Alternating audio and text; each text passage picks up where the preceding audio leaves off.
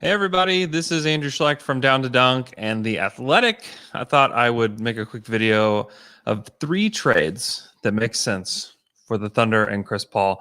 And so some of these you've probably seen before, and so this is not a shock to anybody. I do have one that I think makes sense uh, that I haven't seen before, and so stay tuned for that. But let's go to the trade machine. Let's take this thing to the trade machine.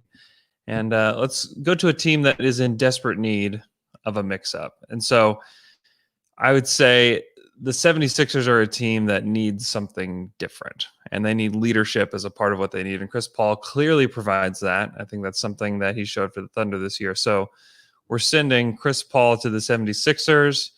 And there's a couple players, obviously, that stick out for the 76ers. You have Tobias Harris. He's got this massive deal. He's got 4 years left. And he's just at big money. Good player, like nice player, but is he a total difference maker? And I think that has been decidedly no.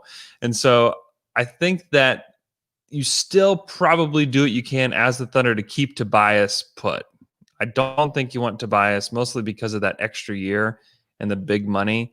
I don't like that. And so it's time for Al Horford to come home, guys. Bring Al Horford to OKC finally.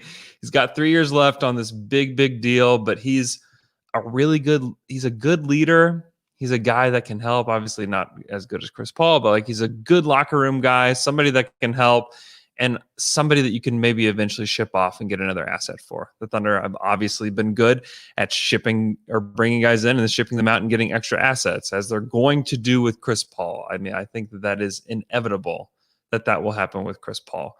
And so I think Al Horford needs to be a part of the deal. And then you have Josh Richardson's contract. If you're the Sixers, you don't want to deal Richardson. You would like to keep him. That would solidify a really nice lineup. And if you're the Thunder, I mean, honestly, the goal is to not be great. And not that Josh Richardson makes you great, but he just brings you just a little bit closer to the middle. So I'd rather include guys like Mike Scott in this trade, who nice role player, 1 year left, maybe even a guy you can flip for a second rounder. And then Zaire Smith, who's still in his rookie scale contract, lottery pick, has had trouble. Obviously, he's had some just horrible luck in the NBA so far in regards to health, but there's still some potential there. So I'd like to tap into that potential. And then you're going to have to ask for a pick.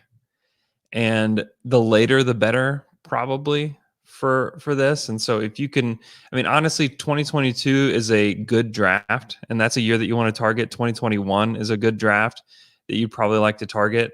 And so I think you'd ask for either one of those, and you could probably say 2021, just give it to us unprotected, because you're going to be in the playoffs. You're going to be a good team.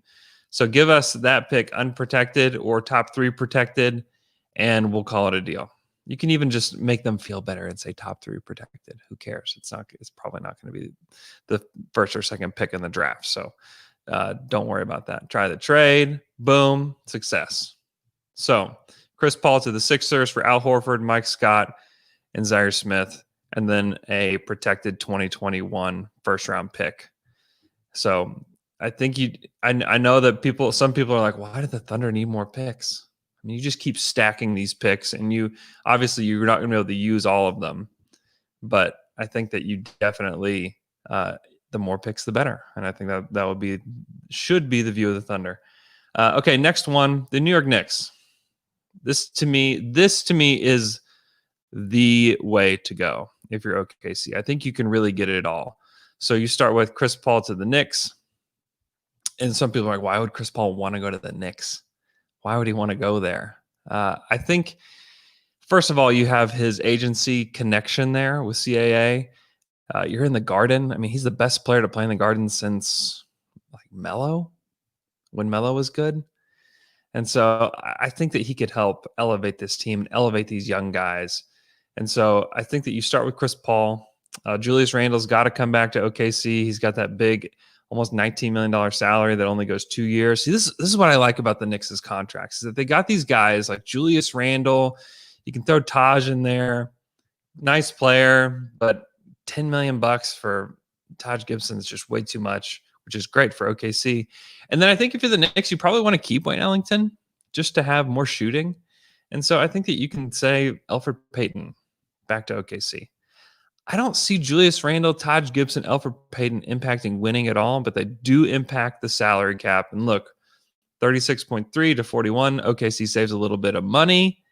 And then actually, we're not going to save any money because we're going to send Kevin Knox to OKC too. So you get just about there.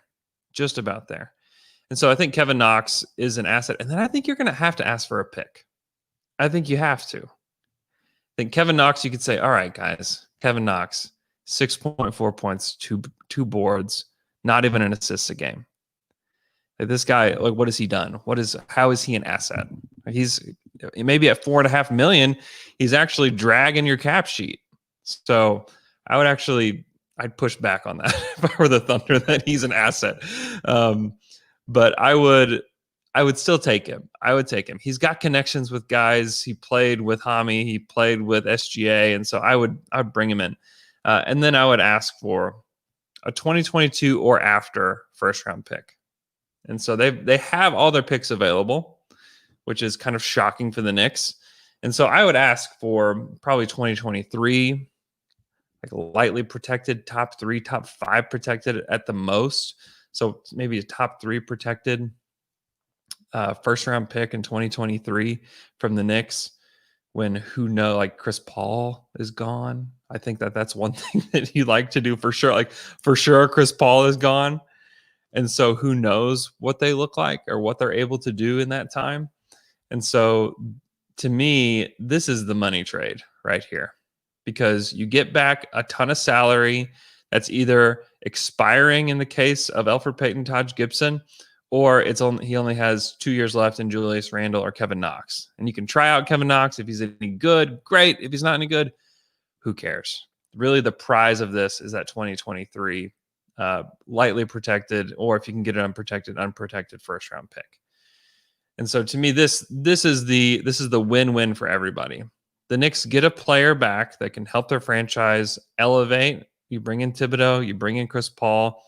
Maybe the Knicks aren't the worst team in the league anymore. Maybe they can be a top team again. So I would do that. I mean, that would be certainly what I would want if I were the Thunder and if I were the Knicks. I mean, what you're giving up? You're not giving up a whole lot.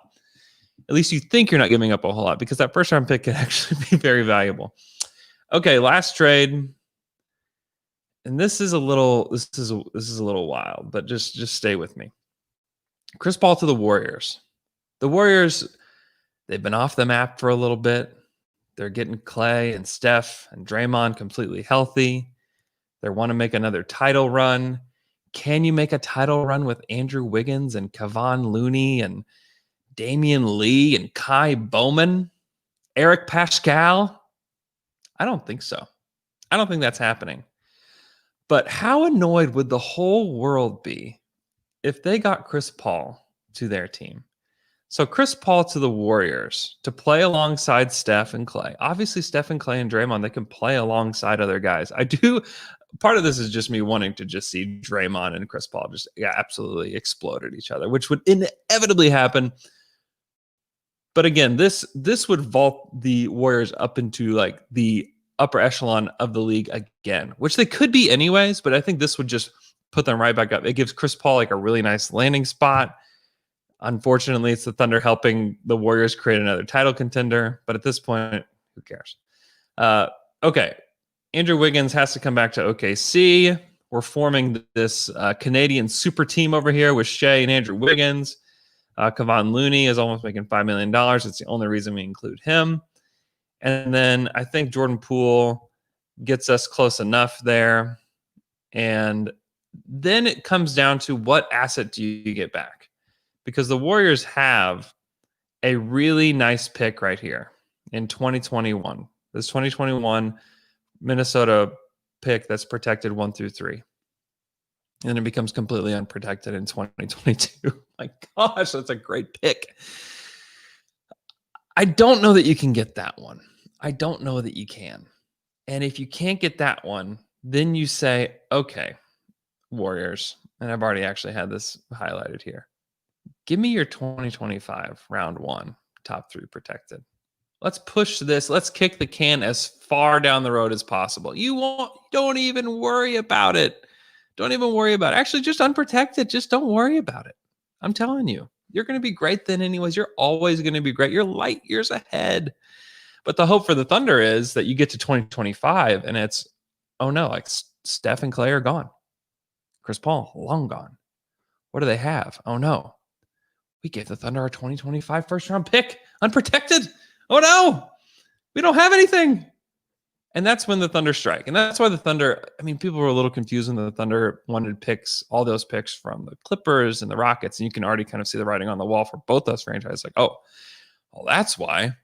Same thing with the Warriors. I think you kick the can as far down the road as possible. And so to me, that's a trade that it makes some sense. And that Andrew Wiggins, 3 more years. I don't like the 3 more years thing, but maybe he's a guy you can flip. But he's also a guy that just clearly doesn't impact winning. Now, he can be kind of fun sometimes, and maybe he and Shea would have fun playing together, but he's not a guy that's going to come in and impact winning. And so that's obviously the kind of players the Thunder would like to have, or at least for now, as they try to build through the draft. And so there you go. There's 3 Thunder trades that I think make sense for OKC and for some other teams. Thanks for watching. Hope you guys have a great day, and we'll talk again soon.